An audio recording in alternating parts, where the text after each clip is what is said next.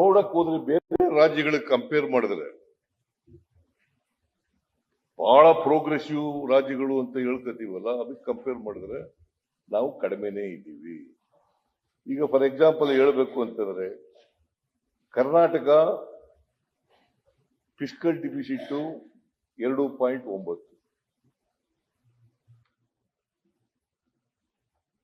ಜಿಎಸ್ಟಿಪಿಯ 23% ಸಾಲ ಇದೆ, ಅಂದ್ರೆ 25% ವರೆಗೂ ತಗೋಬಹುದು.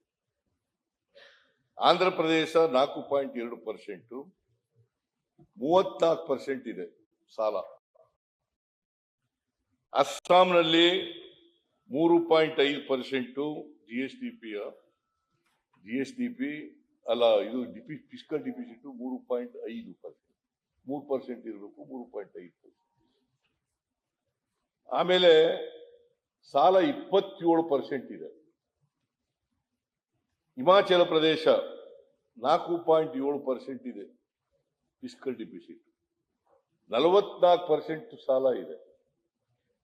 Kerala, one of the progressive States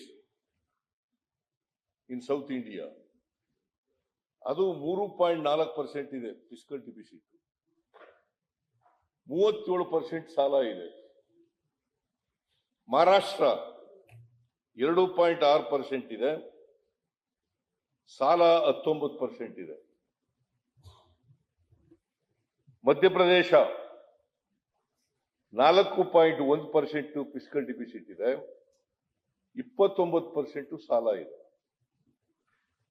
Punjab 3.8% fiscal deficit ಇದೆ, ಆಮೇಲೆ 48% ಸಾಲ ಇದೆ. ರಾಜಸ್ಥಾನ 3.9% ಫಿಸ್ಕಲ್ ಡಿಫಿಸಿಟ್ ಇದೆ, 36% ಸಾಲ ಇದೆ. ತಮಿಳುನಾಡು 3.4% ಫಿಸ್ಕಲ್ ಡಿಫಿಸಿಟ್ ಇದೆ, 31% ಸಾಲ ಇದೆ. ತೆಲಂಗಾಣ 3% ಫಿಸ್ಕಲ್ ಡಿಫಿಸಿಟ್ ಇದೆ, 28% ಸಾಲ ಇದೆ. ಉತ್ತರ ಪ್ರದೇಶ 3.5% ಫಿಸ್ಕಲ್ ಡಿಫಿಸಿಟ್ ಇದೆ, 29% ಸಾಲ ಇದೆ. ಪಂಜಾಬ್ ಓದಿದ್ದೀನಿ ಆಗ್ಲೇ. ಅದರಿಂದ ನಾವು ಎಲ್ಲ ರಾಜ್ಯಗಳಿಗೆ ಹೋಲಿಕೆ ಮಾಡಿದ್ರೆ ಕಡಿಮೆನೇ ಇದ್ದೀವಿ. ಫಿಸ್ಕಲ್ ರೆಸ್ಪಾನ್ಸಿಬಿಲಿಟಿ ಆಕ್ಟ್ ಪ್ರಕಾರ ಕಡಿಮೆ ಇದ್ದೀವಿ. ನಾವು ರೆವಿನ್ಯೂ ಡಿಫಿಸಿಟ್ ಹೋಗಿದ್ದೀವಿ. ಕಾರಣ ಯಾಕಪ್ಪ ಅಂತಂದ್ರೆ ಒಂದೇ ಸಾರಿ ರೆವಿನ್ಯೂ ಎಕ್ಸ್ಪೆಂಡಿಚರ್ ಹೆಚ್ಚಾಯಿತು. There are 2 types of expenditures.